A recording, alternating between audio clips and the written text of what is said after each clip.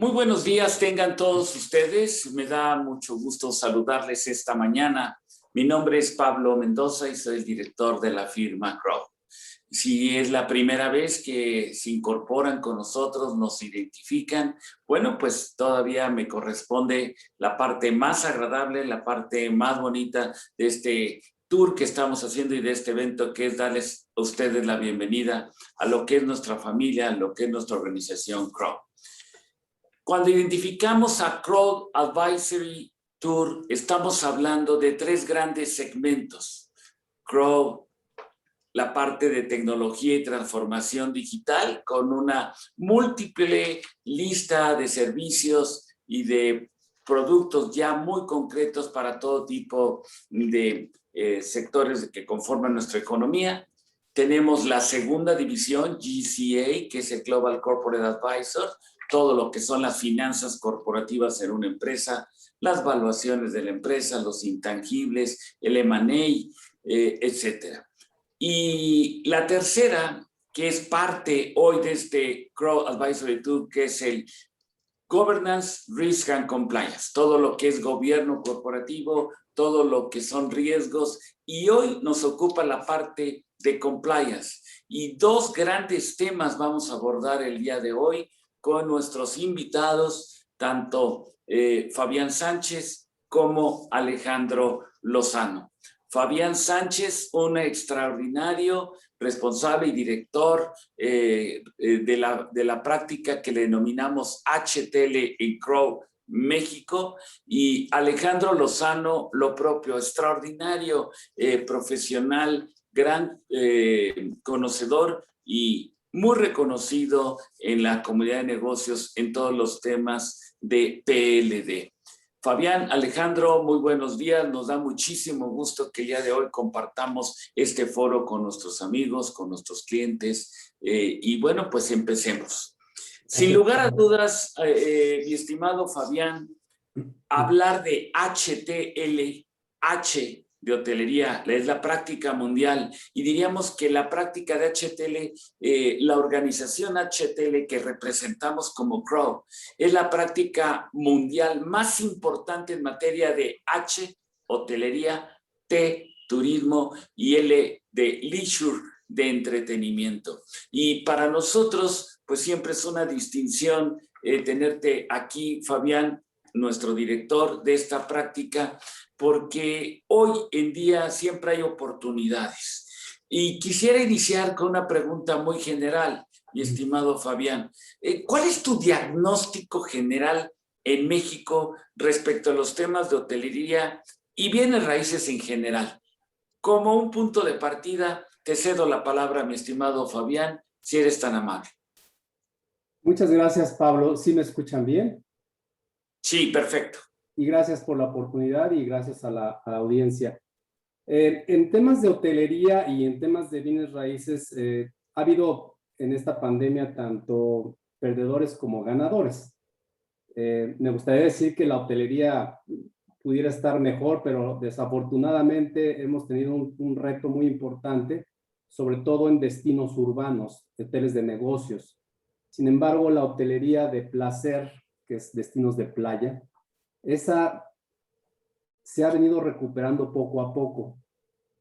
Los indicadores que nosotros estamos viendo también dependen mucho de los estímulos fiscales. Por ejemplo, en el caso de Estados Unidos, muy concretamente, los estímulos fiscales y los estímulos a la economía pues ya están empezando a dar frutos. Ya empezamos a ver mejores ocupaciones en Estados Unidos. En el caso de México nos va a tomar un poco más de tiempo. Y como te comentaba, depende del país. Países como España ya están empezando a prepararse para la llegada de los alemanes, de los ingleses en la época de verano. Igual en México, para destinos de playa, sobre todo Puerto Vallarta, Los Cabos, Propio Cancún. el propio Cancún, exactamente, Mazatlán, todos estos destinos de playa importantes, Puerto Vallarta, vamos a ver el efecto definitivamente de las vacunas. Mientras más se vacunen o más rápido se vacunen las familias, tanto en Estados Unidos como en México, pues estos destinos van a ser muy atractivos y vamos a ver un incremento en la demanda sustancial, yo creo que más hacia final de año. Entonces, en temas de bienes raíces en general, como te comentaba, ha habido ganadores y perdedores. Claro. El gran ganador ha sido el tema industrial y el tema Claro. de logística. Y creo que esas aseveraciones nos llevan a una reflexión muy importante. Nuestra práctica HTL es no solamente dirigida a la hotelería, que por supuesto es nuestro principal issue, nuestro principal foco de atención. Nosotros les ayudamos a las negociaciones de cualquier operadora, a optimizar los resultados que se tengan, si son propietarios, si quieren incursionar en este tema de hotelería.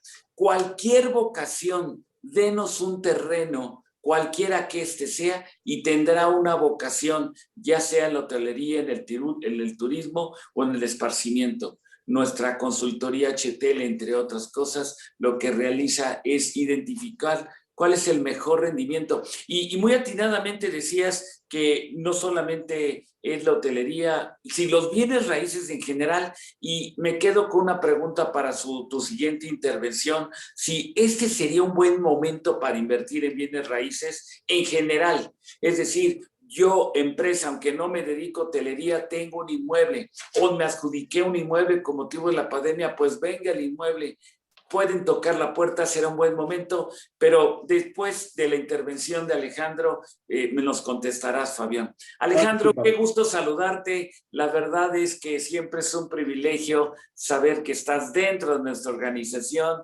Gran reconocimiento reciente en el evento de las SOFOMES y bueno, y en general en el sistema financiero nos reconocen, nos conocen y muchos a través de tu persona. Felicidades, Alejandro, por todo el aporte que nos das día con día. Pero estarás de acuerdo, Alejandro, que hoy en día es tanta la cantidad de información, tanta la regulación, que en muchas ocasiones, sin dolo y sin mala fe, muchos contribuyentes caen en contingencia. Desde la simple empresa que dice, yo no realizo actividades vulnerables.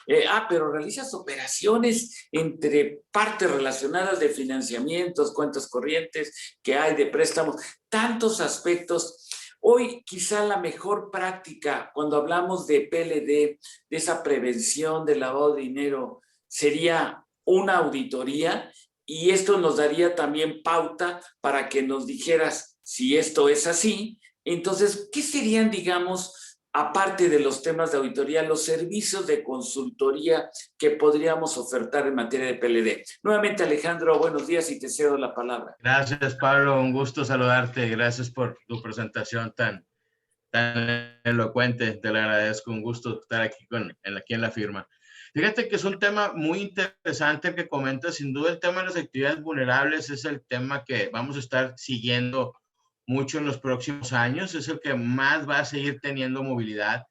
Y como bien comentas, hay empresas que tienen actividades y que no saben hasta dónde les aplica o no. Entonces, yo creo que un diagnóstico es bien importante, porque a veces no saben si caen o no, o tienen alguna actividad que se dicen que son de otra manera. Nos ha tocado hacer análisis con diversos clientes donde nos damos cuenta que, pues, si bien es cierto, se anuncian de una manera, pero el producto que se ofrece es a través de un crédito que representa mayormente su operación, ¿no? Entonces, habrá que ir identificando esos temas. Las soluciones que ofrecemos, pues, es precisamente muy enfocadas al tema preventivo.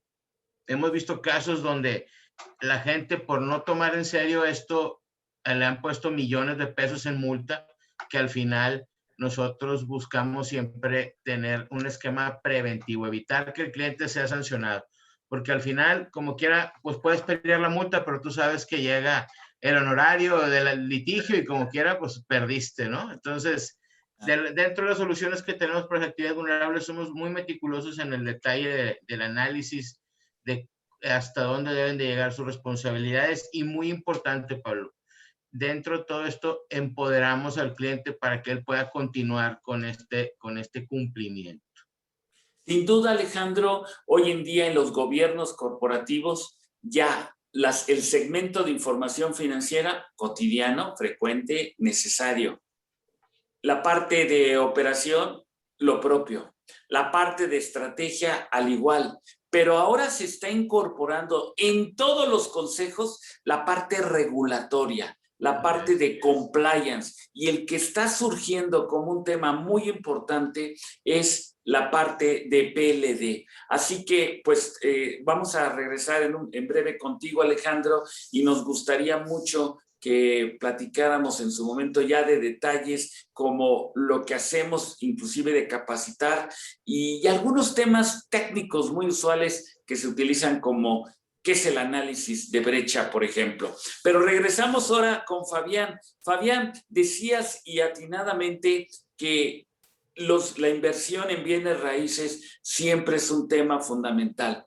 Diríamos, Fabián, que el éxito, siempre el diversificar en las inversiones, vamos a decir que es un principio. Pero si yo te pregunto como gran experto, ¿este es un buen momento para invertir en bienes raíces comparado con otro tipo de inversiones? ¿Qué nos dirías? Y también, ¿por qué nos puedes, por favor, complementar tu respuesta?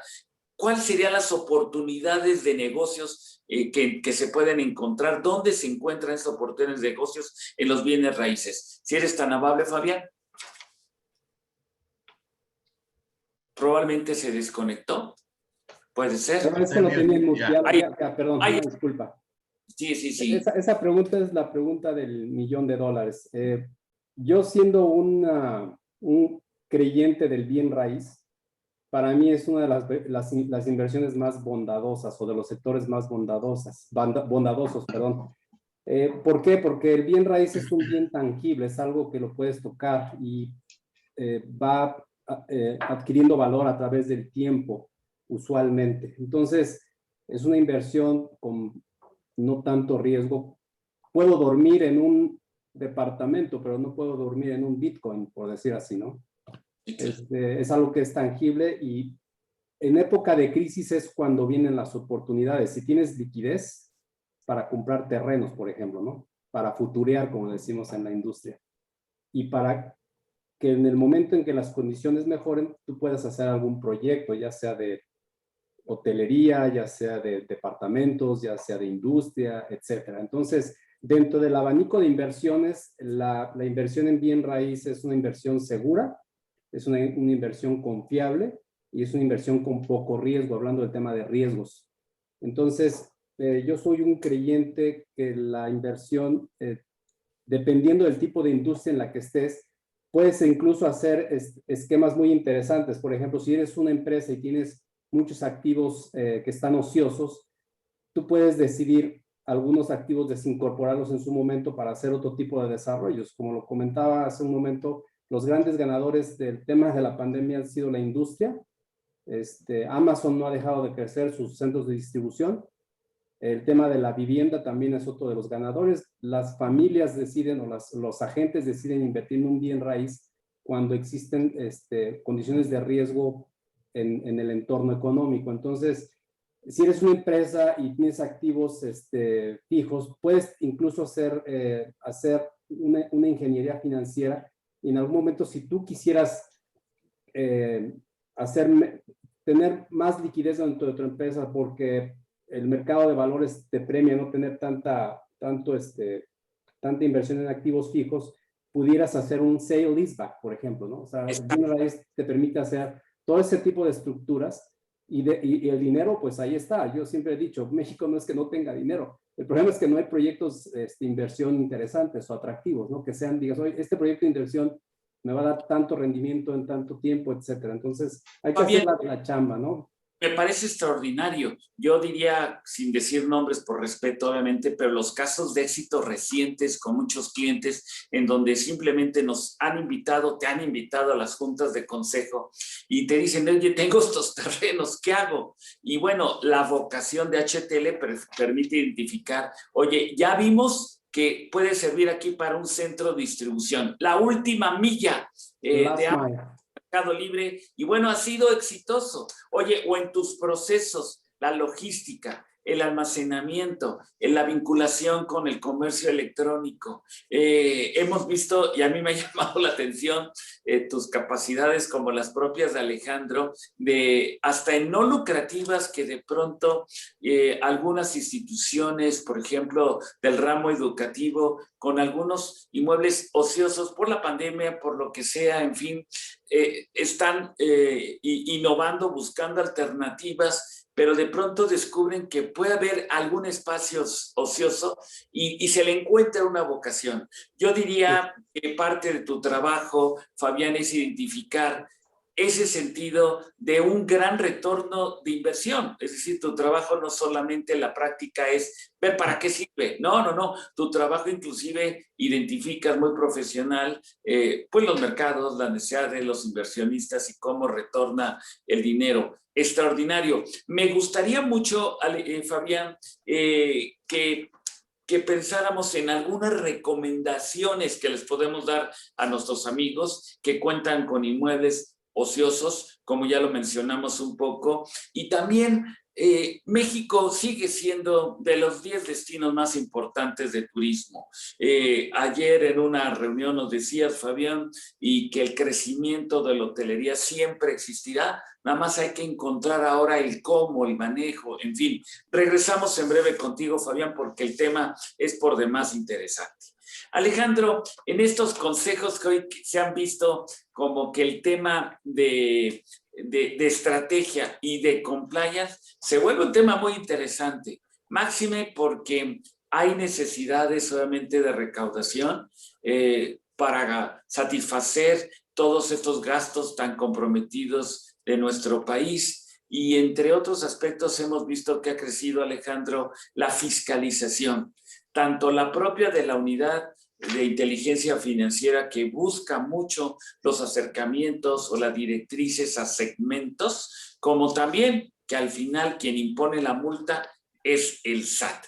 Pero platícanos, introdúcenos más en el tema, un poco más acerca de estos análisis de brecha, de estos temas de capacitación, de comunicación y de control. Y en otro apartado platicaremos un poco más del oficial de cumplimiento. Pero platícanos de estos temas que son de gran interés y que para nuestra audiencia el día de hoy creo que les significará una gran oportunidad. Alejandro. Claro, Pablo, bien importante que comentas el tema a nivel consejo, es con quién hacemos negocio, ¿no?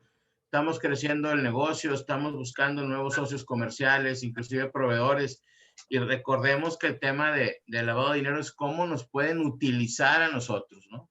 Entonces es bien importante que desde arriba se dé la instrucción, que desde arriba a nivel consejo esté puesto eso, sin olvidar que desde el 2014 está las reformas al Código Nacional de Procedimientos Penales, donde ya se le puede fincar una responsabilidad penal a la persona moral directamente. Entonces, esas sanciones van desde apercibimientos hasta la disolución de la empresa. Entonces, por eso es bien importante que desde el Consejo, desde los accionistas, se establezcan las bases sobre las cuales se va a llevar un adecuado cumplimiento regulatorio de acuerdo a las obligaciones de la empresa. Entonces, es muy importante. Y seguidito de eso, Pablo, el análisis de brecha es un servicio que ofrecemos enfocado al tema de prevención del lavado de dinero y diversos cumplimientos regulatorios que tengan las empresas, donde podemos mapear detalladamente cómo se están cubriendo las obligaciones, cuáles son estas obligaciones, y esto le permite a la empresa tener la certeza de poder evidenciar si está de acuerdo o no con el nivel de cumplimiento que tiene o con el tipo de controles que establece. A veces caemos con que ya lo tenemos puesto, pero no sabemos el nivel de detalle. Crece tantito el negocio y ese control ya queda sobrepasado. Hemos visto con algunos clientes, nos han buscado porque en algunas situaciones el Ministerio Público Federal ya les ha estado solicitando su plan de cumplimiento en casos de que, o sea, algunos, en el caso de transportes, pues poner un ejemplo, que se hayan visto involucrados en temas de que se le haya impuesto ahí alguna material ilícito y pues era una situación que no tenía, ¿no? O sea, oye, pues tengo que tener mi plan de cumplimiento y ya a nivel de ahí es una autoridad muy diferente el tener que ir con el Ministerio Público Federal a acreditarle algo que no hubo un dolo, una comisión de un delito, utilizando la empresa o con con la autoridad del SAT, ¿no? Entonces, esos son los servicios que puntualmente, digo, podemos ir ofreciendo en eso y que han estado gustando porque al cliente le deja muy claro, muy visible dónde es donde tiene que invertir el recurso, ¿no? Porque sabemos que también es algo que tenemos que cuidar. Sin lugar a dudas, Alejandro, estamos cada día advirtiendo en las empresas, y no solamente en las reguladoras, empresas reguladas por la Comisión Nacional Bancaria, la propia Seguros y Fianzas, sino en general, que cada día identificamos más áreas de compliance, que le podemos llamar oficial de cumplimiento, o le podemos llamar dentro del auditor interno una persona, o dentro de las áreas fiscales, pero el compliance va siendo un tema no de moda, de necesidad. Y bueno, parte de todo lo que haces, y me gustaría continuar contigo, Alejandro, y ahorita nos regresamos con Fabián. Alejandro, cuando hablamos, digamos, de oficial de cumplimiento, ¿nos puedes decir un poco más sobre el tema?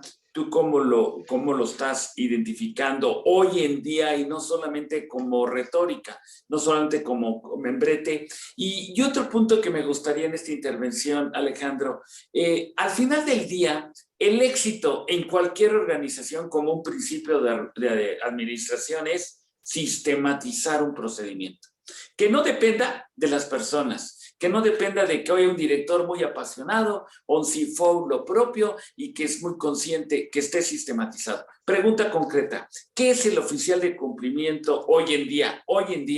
¿Y qué es, digamos, el sistema automatizado de PLD, y por qué es importante llevar a cabo esa evaluación de funcionamiento de ese sistema? ¿Nos puedes contestar, por favor, Alejandro? Claro, Pablo. El oficial de cumplimiento es la figura toral en todo este tema de prevención del lavado de dinero. Es el vínculo entre la empresa, la entidad obligada y el regulador. Entonces, esto es la persona que tiene en su encargo el vigilar el adecuado cumplimiento de todas esas disposiciones. Es una figura que ha ido creciendo mucho. Originalmente, cuando empezó esta actividad, pues a veces se tenía como un checklist, ¿no? Ahí lo tengo, ahí está, pero cada vez este crecimiento, este lavado de dinero ha ido llevando a una especialización más fuerte y obligada para este funcionario. Debe tener un cierto nivel, no debe estar antes de los primeros, debe estar dentro de los 3 niveles jerárquicos de la institución para que pueda tener un peso dentro de la misma. Y cada vez debemos identificar, de acuerdo al tipo de entidad, qué capacidades son las que debe ir desarrollando, porque a veces, pues no nada más damos crédito, a veces manejamos divisas, sabemos que tenemos una empresa, una fintech, pues nuestro oficial de cumplimiento debe estar capacitado para poder entender esas cosas. Muchos de los temas que ayudamos a los clientes en ese sentido es a identificar esas áreas de oportunidad que puedan tener los oficiales, y que a veces ayudarlos en que el camino no sea tan pesado, ¿no? Ustedes saben que el tema regulatorio es complicado. Tienes por un lado la empresa, los consejos pidiéndote resultados, y por el otro lado el regulador que viene a decirte cómo vas, y si no fuera suficiente, a veces una auditoría externa que viene a validar si sí hiciste o no bien tu chamba. Entonces, es una posición bastante interesante que debemos de cuidar en las empresas. Se le tiene que invertir capacitación, se le tiene que invertir asesoría, pero sobre todo tiene que tener un apoyo de la alta dirección, Pablo. Esto es bien importante, que debemos de hacer conciencia. Y digamos, y sobre el tema de sistematizar, ¿no? El tener un sistema automatizado, ¿cuál sería tu opinión sobre el tema? De los grandes retos, ¿no? A veces ese sistema automatizado es obligatorio para las entidades financieras, donde tienen que parametrizar todos los elementos de riesgo que vayan identificando. Por decirlo de una manera muy general, y tiene que ir alertando a la empresa. Hemos detectado que a veces se nos limita mucho al oficial de cumplimiento un poco más cómo funciona un sistema automatizado, porque a veces se hace ese gap entre la parte de tecnología y la parte del conocimiento de la norma, y entonces se queda volando esa parte del cumplimiento del sistema, y es lo más importante que debe tener el oficial, donde se debe de apoyar, y de ahí se va a garantizar el cumplimiento de la norma en el tema de los comportamientos transaccionales de sus clientes o usuarios. Excelente, Alejandro. Fabián, pues viene la pregunta, la más trascendente. Tú sabes que nos están viendo y escuchando en nuestras oficinas, tanto en Los Cabos como en Cancún, básicamente con 2 grandes polos, sin menospreciar todas las demás zonas hoteleras que también prestamos nuestros servicios, como el tema de Puerto Vallarta, el tema de Mazatlán, el puerto de Veracruz, Oaxaca, en fin, donde tenemos clientes de la propia industria hotelera. Pero con esta pandemia, la pregunta en HTL, ¿cuándo se estima que la industria hotelera se recupere, mi estimado Fabián? Sé que es una pregunta muy amplia, pero da para una respuesta que nos va a identificar los momentos de oportunidad. Adelante, Fabián.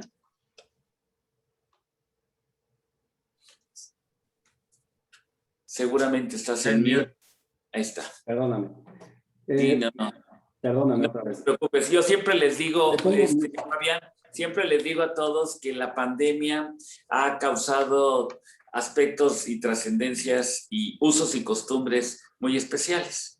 Pero uno que ha unido a los niños, a los jóvenes, a los maestros, a los empresarios, a todas las empresas, a todos, es una sola expresión que a veces van cambiando de tiempo, pero hay una expresión que hoy todo lo entendemos, que es, estás en mute.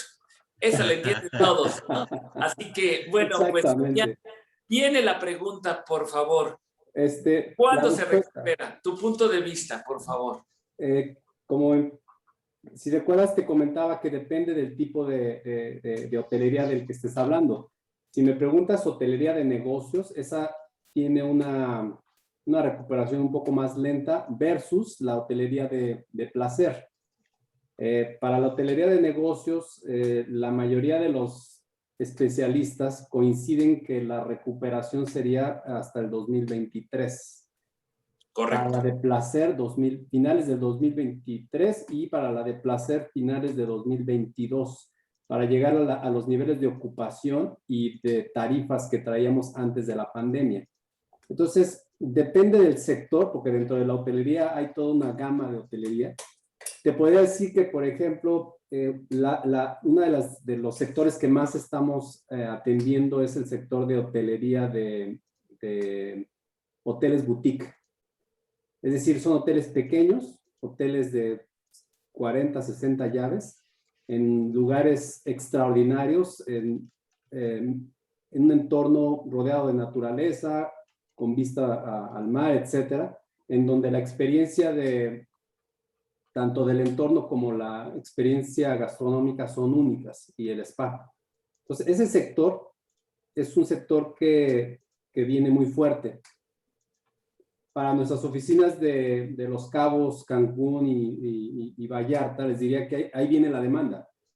La demanda acumulada viene fuerte para esos hoteles. Cuando digo que la recuperación viene a finales de 2022 para esos hoteles, me refiero que recuperen el terreno perdido, todo lo que perdieron en el año pasado y parte de este año. Entonces, ya ahorita ya se empiezan a ver algunos resultados positivos. En Semana Santa los hoteles llegaron al 60% de ocupación, de acuerdo a lo que les establecía el gobierno como límite. Seguramente algunos tuvieron un porcentaje un poco más alto, no lo dudo. Sobre todo que, pues bueno, finalmente no hay una manera de tener un control sobre los niveles de ocupación.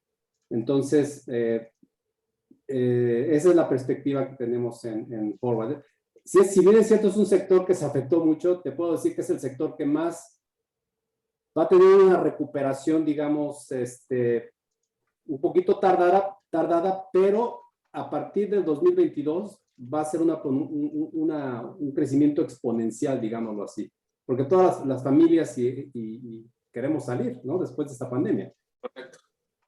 Exacto. Y fíjate, Fabián, yo sé que eres muy respetuoso, pero en una reciente junta de consejo donde te vi, decías y advertías, HTL es una consultora mundial reconocida, ¿no? En Dubái, en Orlando, en Buenos Aires, en Ámsterdam, en cualquier parte del mundo hay HTL.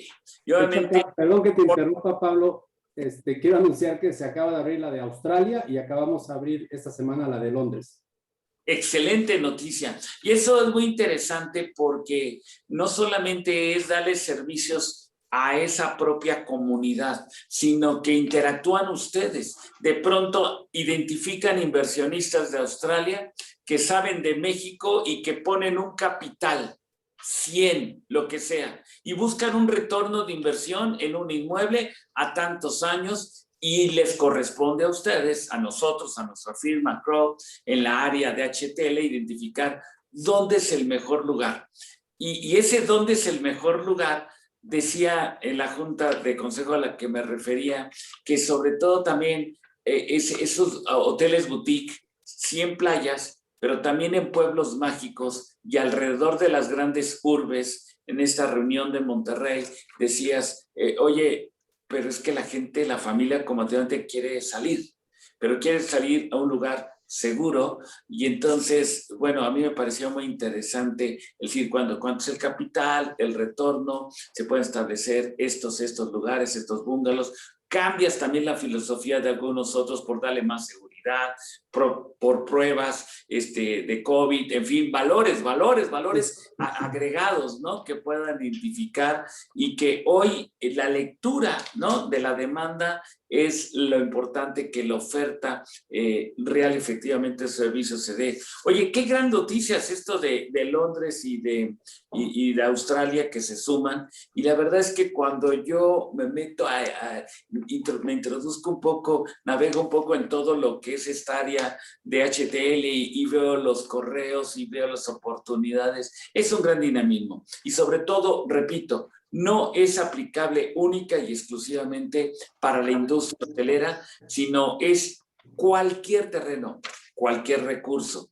Alguien que tenga intención de invertir un tema de bien raíz, tú les dirás si ese inmueble sirve para un panteón, para un campo de golf, para un centro de distribución, mantenerlo, conservarlo por 1 o 2 años, ¿no? No se me olvida esa ocasión que le dijiste, no, consérvalo todavía 1 año más. Oye, consérvalo 1 año más. Y ahora, pero por 3 veces al centro de distribución de la última milla, pues, por 3 veces más. O sea, y la asesoría fue consérvalo, ¿no? Entonces, en muchas ocasiones, ese es el trabajo de HTL y suena muy bien. Voy a regresar en breve contigo, Fabián, para que tú nos compartas finalmente cuáles son las áreas de negocio más activas recientemente de HTL. Y regreso contigo, Alejandro, que el tema siempre es de gran pasión y sobre todo, pues porque la verdad está de moda.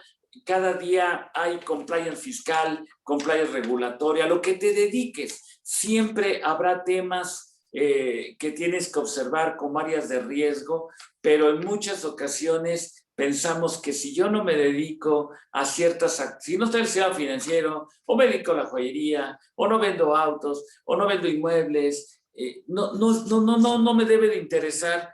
Pero cuando se hacen esas auditorías, cuando se hacen todas esas capacitaciones, cuando simplemente, como les decimos, denos la oportunidad de una reunión en el consejo, tanto para HTL como para PLD, de ahí salen muchos temas. Pero la pregunta que yo creo que todo mundo ya está haciendo, de hecho aquí hay 2 preguntas que ya nos llegaron sobre el tema: sanciones dentro de la práctica de PLD.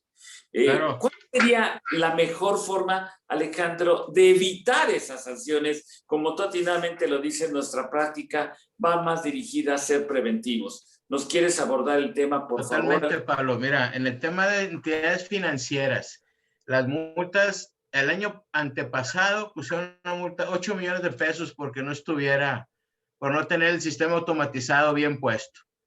700,000 pesos entidades financieras, casas de bolsa, por no cumplir con temas de reportería, que es algo ya del día a día, ¿sí me explico? Entonces, ¿qué nos detona esto? Que a veces tenemos a la gente muy saturada, ¿sí? El tema del headcounting siempre pesa en las empresas. Entonces, ¿qué buscamos hacer? Ayudarle a nuestros clientes en el sentido de establecer un plan de cumplimiento. ¿Qué deben de hacer cuándo? ¿Cómo lo deben hacer? Eficientizarles el proceso para evitar estas multas. En el tema de las actividades vulnerables, nos dimos cuenta ahí por un prospecto, obviamente en un cliente, 13 millones de pesos por parte del SAT por no tener los expedientes de identificación del cliente a tiempo. Entonces, sí va en serio, no son cosas de que ahí viene el lobo, sí va a ser un tema que vaya a estar creciendo, que insisto mucho en la especialización que se requiere de este oficial o responsable de cumplimiento según la práctica, y ahí es donde nosotros les podemos aportar gran valor, Pablo, en la experiencia que tenemos de hacerlos eficaces y eficientes dentro de esta práctica, ya sea en la fiscal, ya sea en la de prevención del lavado de dinero, diversas prácticas de compliance, para que puedan de alguna manera estar tranquilos en una sanción, ¿no? Porque a veces es, ¿cuánto nos cuesta ganarnos el dinero? Pues no está fácil. Para que se vayan 800,000 pesos por no mandar un reporte, pues está complicado. Sí es. Alejandro, al igual que en otras prácticas, hoy lo que deseamos es brindar un servicio diferenciado en nuestra firma, un valor agregado. Y parte de ellos es este webinar, parte de ellos es que nos permitan una reunión, ya sea con el CEO, ya sea con el CFO, pero de preferencia dentro del consejo como un apartado para poder compartir estos temas y por supuesto decirles a todos nuestros clientes y amigos que ese primer inicio, ese primer contacto no tiene un costo, sino que queremos nosotros que identifiquen en Crow grandes especialistas, grandes conocedores como es tu práctica, y estoy seguro que de hecho ya nos están contactando, nos contactarán para poder tratar de ser preventivos, ¿no? La mayoría de las personas en naturaleza humana reaccionamos, ¿no? Hasta cuando tenemos el problema, el dolor, la situación, pero también parte de lo que es las mejores prácticas es el ser preventivos y sobre todo hoy ante ese gran dinamismo, cúmulo de disposiciones, pero sobre todo ya hay una actitud franca de una gran fiscalización por parte del SAT en las diferentes áreas, ¿no? De cumplimiento de obligaciones, de determinación de resultados, hoy con lo del outsourcing, en temas de comercio exterior, pero los temas de PLD yo diría que son de los que más están creciendo en forma importante. Muy bien, Alejandro. Regresamos con Fabián. Fabián, ¿cuáles son las áreas de negocio más activas hoy de HTL en México y en el mundo? Si eres tan amable, Fabián, por favor. Claro. Fíjate que hablando con las otras oficinas, tanto de Europa como de Estados Unidos, el negocio más activo ahorita, en este momento son hoteles de experiencia, hoteles boutique. Esa es la actividad que más estamos teniendo como más solicitada por los inversionistas.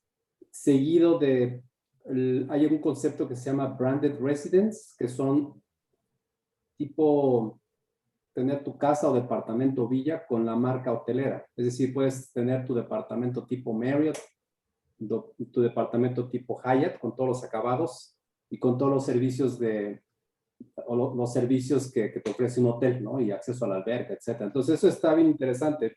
En México todavía no entran tanto, pero hay una demanda impresionante por este tipo de departamentos o de casas. ¿Quién no quisiera tener, digo, muy aspiracional, ¿verdad? Pero ¿quién no quisiera tener un departamento, una villa con la marca Marriott y con todos los servicios que te ofrece un hotel y que además los días que no estés utilizando tu vivienda, la puedas meter a un pool de inversionistas, como un pool de inversiones para que obtengas un retorno de inversión? Entonces, ese tipo de esquemas están llegando cada vez más a la práctica y otro sector que estamos viendo son proyectos de reposicionamiento.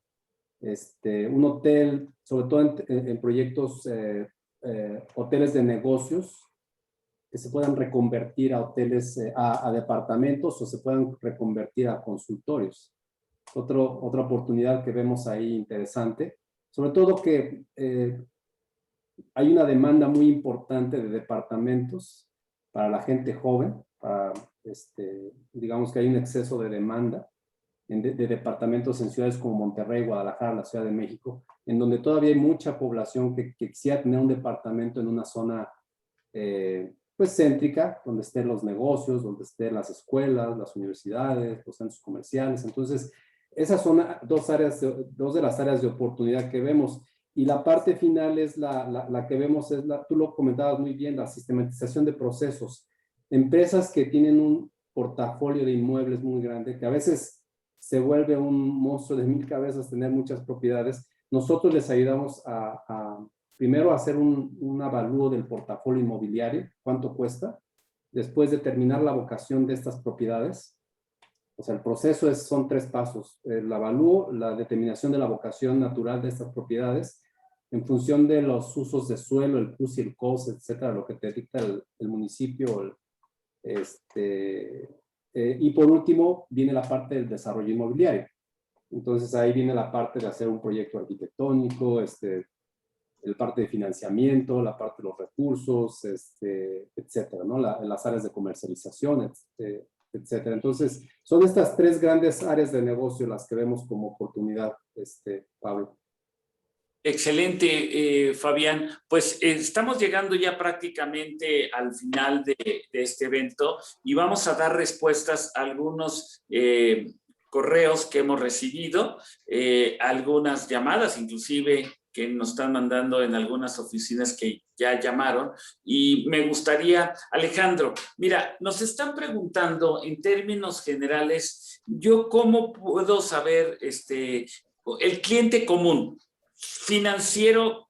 Su vocación lo hace más meritorio, más identificable en temas de compliance, pero voy a incluirlo, financiero o no financiero. ¿Cuál es, digamos, el producto o servicio que mejor requiere? Es decir, ya hay sensibilidad, ¿no? del tema. ¿Por dónde empiezo? Yo como cliente quiero saber cuál es el producto o el servicio, por dónde empiezo para lograr tener satisfecho el riesgo de PLD, Alejandro, por favor. Lo que sugerimos en esos casos, Pablo, porque eso es muy común, ya hemos hecho mucho y siento que me falta o no me siento cómodo o hasta dónde está bien puesto esto.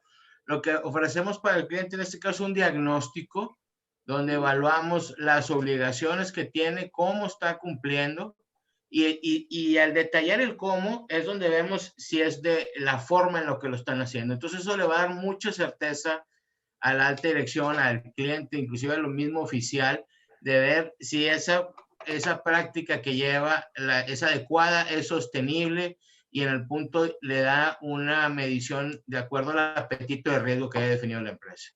Tratamos de ponerle la dosis, la medicina correcta, ¿no? No, a veces no necesitas un cañón y no necesitas un Ferrari, nomás necesitas un vehículo que te lleve del punto A al punto B. Bueno, evaluamos que funcione, que sea eficiente y que sea el que necesita cada entidad o cada empresa.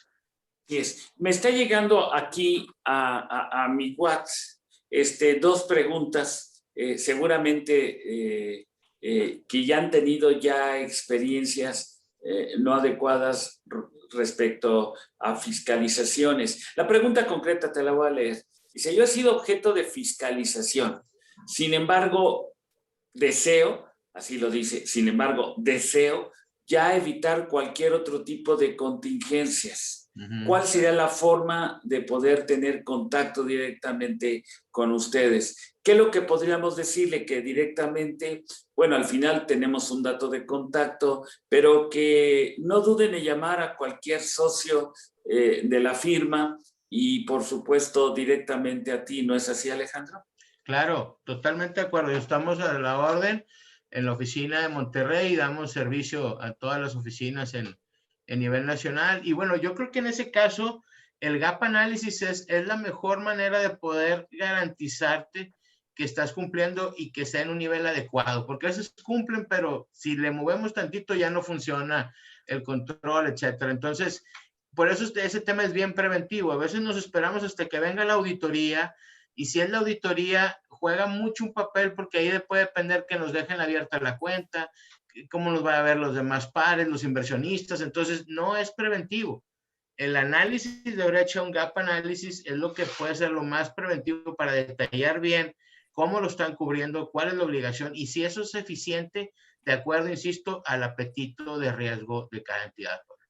E inclusive estarás de acuerdo, Alejandro, porque lo he visto así, Alejandro inclusive da capacitación para certificarse, tiene un gran nivel, obviamente, no solamente en su práctica, sino también capacita para quienes van a ser oficiales de cumplimiento, etcétera.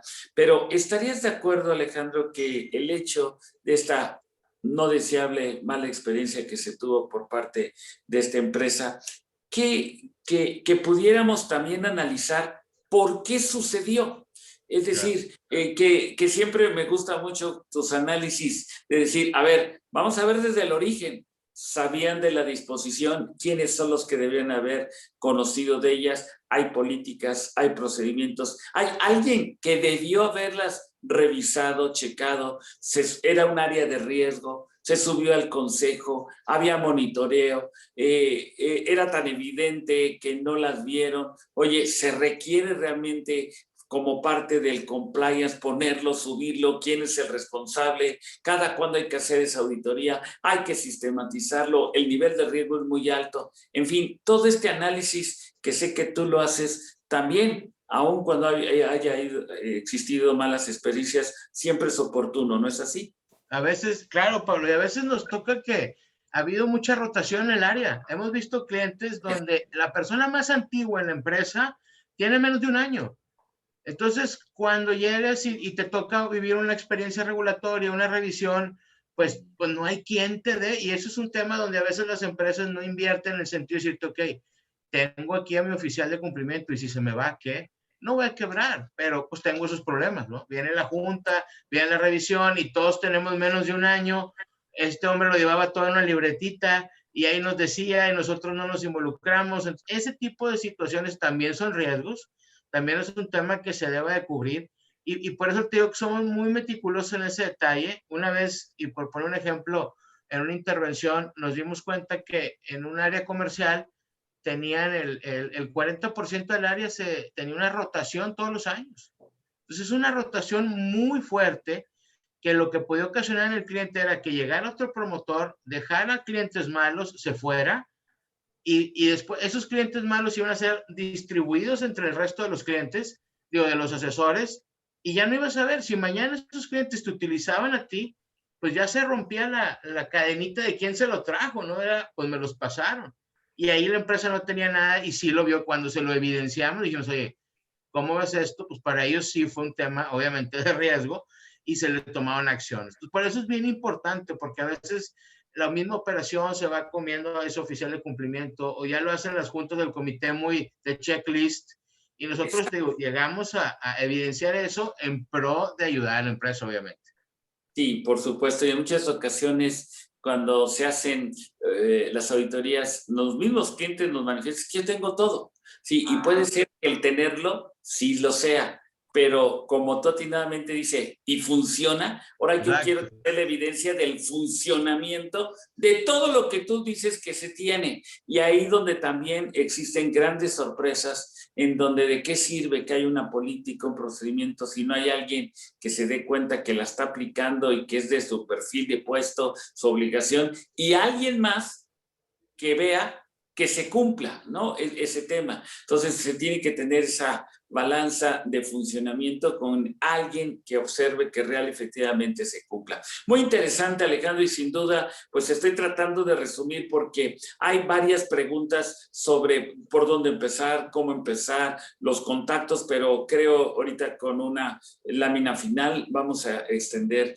ya todo esto. Estimado Fabián, nos están mencionando, y ahí me da mucho gusto que ya nos están comentando, al igual que Alejandro, bastaría con una reunión con el CFO, sí, pero de preferencia con el consejo, y quizá antes de una reunión con el consejo, obtener quizá, Fabián, algunos elementos que te puedan identificar una presentación de oportunidades. Para la firma no solamente es decir que es HTL, decir qué es lo que podemos hacer, sino que inclusive qué podríamos realizar en forma específica y que claro, esto es consecuencia de un análisis, de un diagnóstico, en fin, pero repito, un excedente de efectivo, un interés por adquirir una propiedad, ya tengo una propiedad y no sé para qué sirve, cuál sea su vocación para mantenerla, ¿qué más? Oye, me gustaría arriesgar tener un valor de tener un recurso como un pool de inversionistas en algún lado del mundo con nuestra marca de HTL, Crow HTL. Tantas alternativas hoy que se tienen de esa diversificación. Pero la pregunta concreta, estimado Fabián, al igual que por dónde empezamos el contacto y que puede ser directo a ti o cualquier otro de los socios, hay una pregunta con la que quisiera cerrar directamente contigo. Hoy por hoy, México tiene vocación de turismo, pero las preguntas dicen, ¿nos puedes precisar un poco más el tipo de turismo, no 2023, ni años posteriores, el tipo de turismo que tendríamos una vez de la gran población vacunados en el segundo semestre de 2021? Podríamos abordar ese tema no como expectativa, sino ya como una realidad que ustedes hayan identificado. ¿Qué va a pasar en el segundo semestre de este año? ¿Vacaciones de verano? ¿Demandas para salir? ¿Qué va a pasar al regreso de clases? ¿Inmuebles? ¿Qué va a pasar? ¿Qué va a pasar? 2021, segundo semestre. Algo muy concreto, Fabián.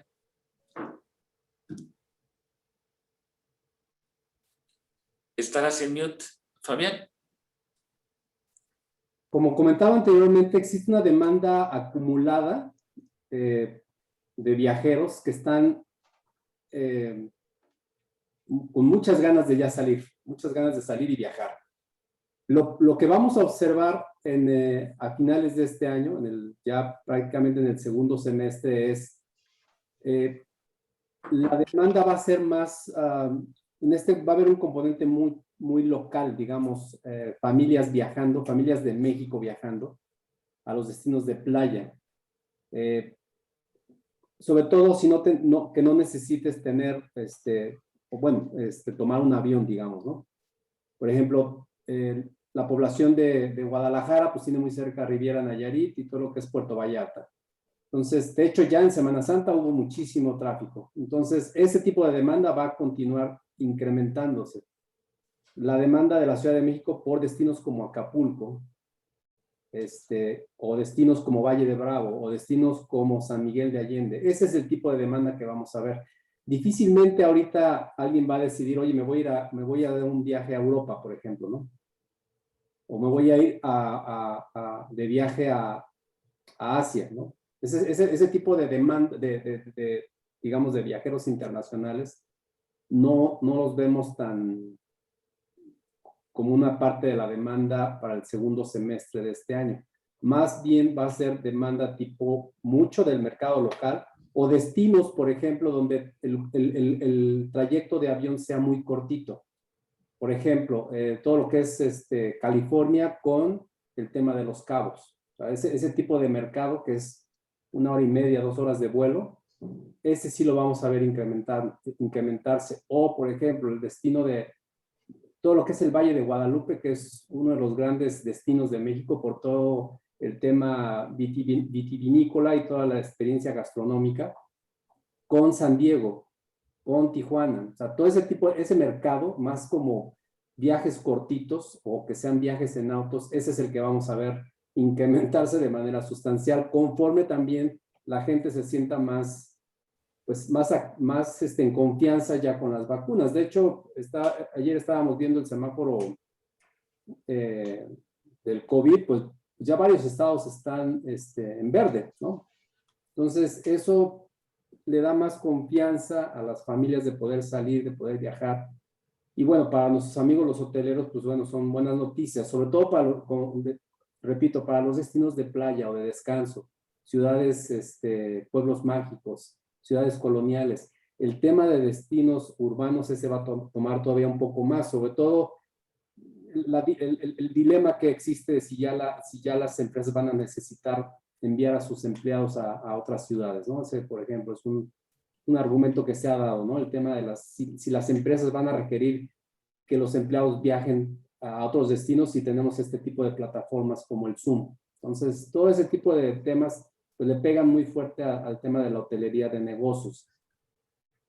Que no va a desaparecer, pero va a tomar más tiempo. O sea, la hotelería de negocios no va a desaparecer, eso es un hecho, pero va a tomarle más tiempo la recuperación. Pues muchas gracias, Fabián, muchas gracias, Alejandro. Amigos, estamos ya prácticamente terminando. Aprovecho la oportunidad para dos noticias. La primera, nuestra más reciente oficina de Ensenada, tomando la frase de ese Valle de Guadalupe tan interesante, oficina Ensenada. Tenemos nuestra nueva oficina de Crow y en breve organizaremos también un evento sobre la información no financiera. Esta información que cada día va a tener más y más demanda, que son los temas de sostenibilidad, esos reportes integrados, esos impactos sociales e impactos ecológicos será un tema de novedad. Solo me resta agradecerles a todos ustedes, agradecerle aquí a mis socios Alejandro y a Fabián por su extraordinaria participación y a ustedes aquí les dejamos nuestro código QR para que por favor se identifiquen, escaneen el código y descargan nuestro díptico de soluciones, todas las soluciones que tenemos y escríbenos a enlace Crow, te sorprenderá y rebasará las expectativas de lo que ustedes requieran. Por su atención, muchas gracias, muy buenos días, abrazo para todos. Gracias, Pablo. Hasta luego, nos vemos pronto, amigos. Saludos. Gracias.